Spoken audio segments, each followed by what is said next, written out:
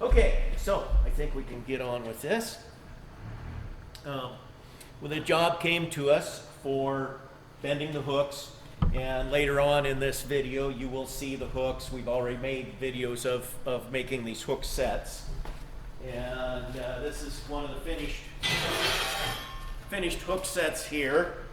And it was originally, the sample that was shown us was a smaller radius, and to do this job, of course you need some way to bend these hooks. You've got a compound bend on this one. You could buy a high-end old rebar bender, some kind of a CNC rod bending machine, whatever person would buy. And I looked at some that were available used that may or may not work for around $10,000 for the machine. Then we would have had to ship the machine up here.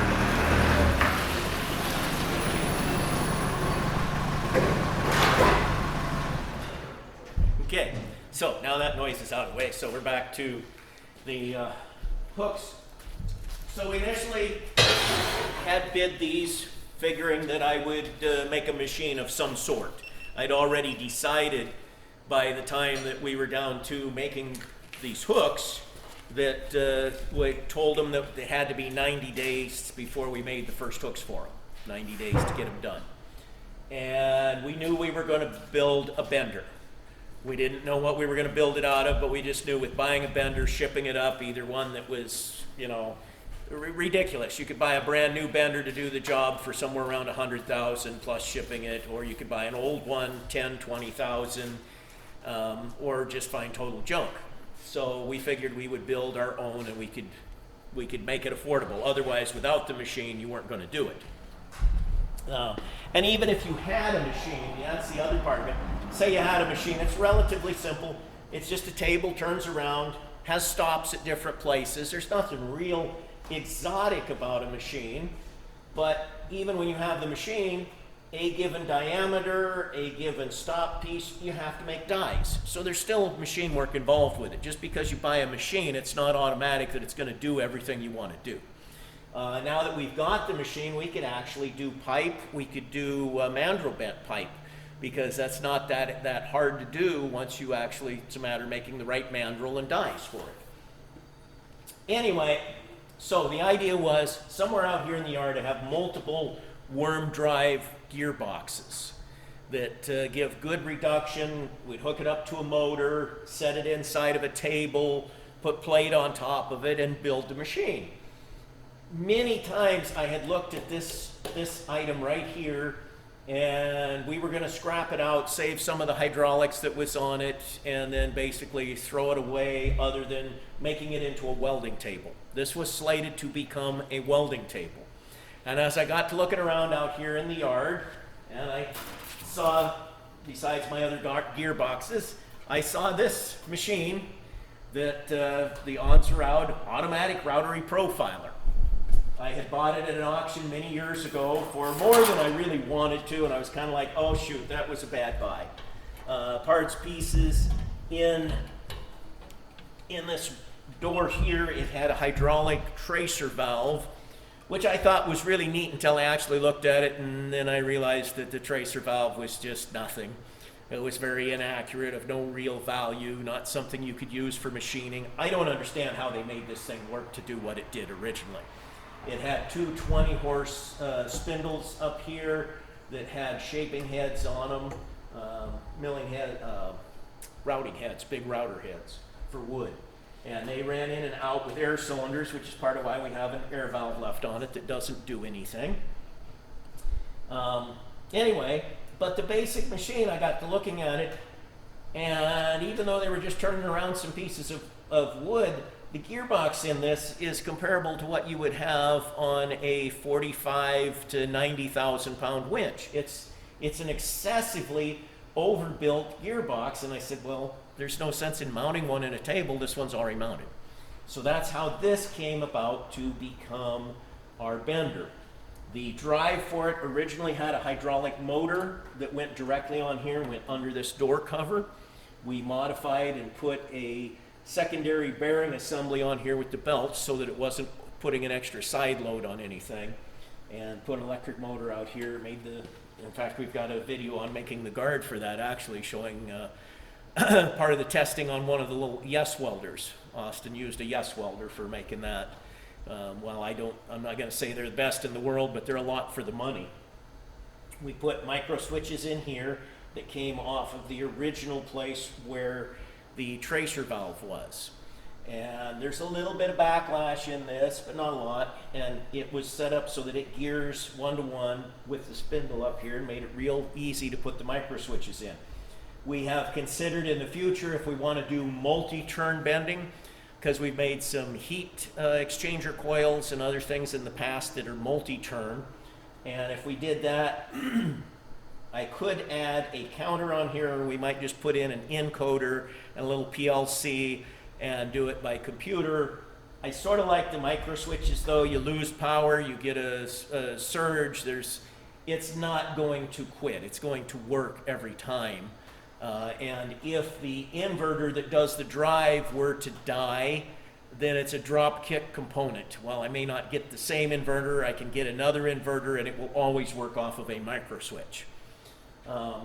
So that's kind of why we're keeping towards, as long as we don't need more, we'll keep it simple, we'll keep the micro switches in there. We love computers, but we hate computers that are poorly documented for the content in the software. When the software is poorly documented, not opened to where you can make changes, it sucks. And that's why there is a lot of CNC equipment in this world that is dead, is because software writers just didn't care about anybody other than their immediate get it done today. Now, I know that some of them, that's the way the business, they were told to do it that way. But anyway, it's causing a lot of hardship for people that have computer-controlled machines today. This here was another one that we found. We hadn't even thought when we first built this that we needed this full enclosed deck. Initially, there was a slot in here about 6 inches wide on each side where the cylinders and profiler heads originally came in. And we temporarily had put a piece of light steel across here so that the hooks, as they'd come around, you'd find they'd come around on the bend and they'd catch on this here. So we had a little cover that dropped in here and it had a small bump, but it wasn't catching too bad. And then we said, well, wait a minute. We need to put something heavy in there, and we looked at this, we said all we got to do is cut a new curve out here, move this forward, re-bolt it down, and it fits in just perfect. This originally was all the way back at this edge, and we moved it in, closed up the gaps. The angle, of course, was the same, and just cut clearance here. And we also initially, when we were first using the machine, we had clamps that we had put down here, just like you would have on a milling machine to clamp down our various rollers that did the bending. What we ended up with later on, as we were doing pretty much the same setup over and over again, we decided to make some stands with flanges. So we have 3 positions where we can move rollers, and like this one here, in the first 2 bends that we were doing on these hooks, we were using this position to get the roller where we wanted it with the grabbers to hook correctly.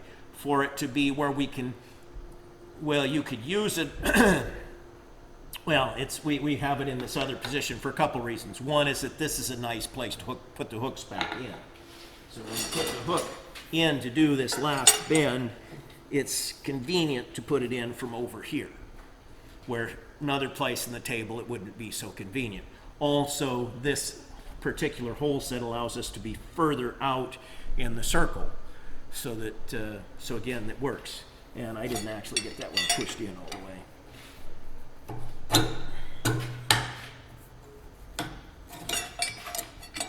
Okay. There's some trick to this when you first get on to doing this. It's been a while. Okay, do that. I think we might have to move this stop a little bit. We had it set up where it bends nice, or maybe this particular hook is just off to one side. Okay, with gloves on, a little more force. Quit being so wimpy, John.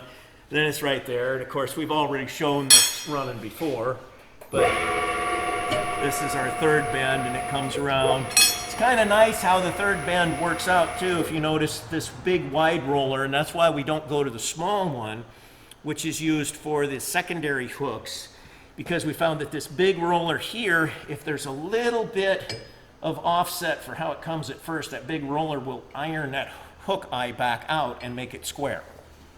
We added this block here, which you saw me having trouble getting the hook in. We added this block so that you have a better idea of getting it started square to begin with. But sometimes they still move once it comes out here into the air. So it's good with the bigger roller. It irons it out. And it's just like a lot of things we do. The machine has changed and morphed. But it's not that we just took a router and used it for a bender. It's a matter of we built a bender, and it happened that the router was the thing that was the most opportune to make it from. We also had previous, even before this, while we were looking at it just as a welding table, we took the hydraulic power unit that was originally with this, and we modified that so that it could be our power unit for giving high pressure oil for barrel drilling. And we drilled through a 7-foot 6-inch shaft using a barrel drilling bit, and we set up the pressure for doing it. That was at 700 psi, and we had some nice magnetic filters and different things we'd set up to make sure that we didn't get chips back in the oil. And the reason we used the hydraulic unit that was on this was because it was a pressure compensated. So once we set the pressure, it would give us whatever volume that we needed to work. And that's what they use on a lot of barrel drilling machines too. We figured the volume on it was going to work good eventually for a barrel drilling machine that we were going to make for rifles, actually, to make 5 barrels at a time.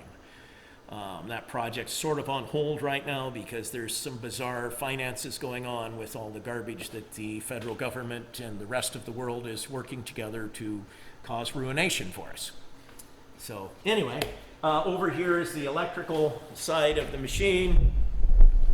We have jogging switches. We have whether the initial movement is clockwise or counterclockwise.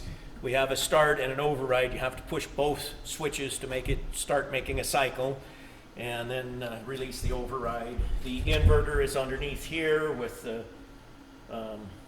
was the original electrical cabinet for the machine. We're using the original shutoff, and it works, does the job. It's a good machine. What's it worth if we had it on the open market to sell it? Probably not the $10,000 that people wanted for borderline machines down in the States that we would have had to ship, but we know this one works. The one that someone else would be selling for $10,000, you know, to get one comparable would cost us $30,000 probably if we knew for sure, but you don't know. You know, in this case, we know it works. So, and then you can see the rest of the steps of bending and making the hooks, and it's come in to be quite a bit of things that we do. Oh, that was the other thing I want to talk about was people will say, well, that's still crude. Yes, this machine is still crude. There's a lot of handling that we've got to do where we're moving hooks, we're setting up stuff, we're using vice grips welded onto a piece for making these. The reason why this financially, and a lot of times in manufacturing, the real financial plans of how things go get left out. And the reason that it's effective for us to do this financially is when we get done, we've expanded the volume of the steel that came into town. The steel that came into town is just a couple bundles of round rod and some flat bar. It lays on the side of a truck along with other steel, and the shipping is not that expensive. If we were to have, they were to have these shipped in from down in the lower 48, the shipping alone would probably cost close to what we charge for the finished hook. Which is the same thing, where people would look at this and they'd say, well, you need to go ahead and make it more efficient so you can save more time. Well, we could make it to where on each hook we could probably save 3 or 4 minutes for a whole hook set when we're all done. If we had a more efficient bender, if we did some better fixturing, used some robots, we could save a few minutes off of each one, which would never pay for the shipping to another location to get a high enough volume to pay for the extra changes. It just doesn't work out.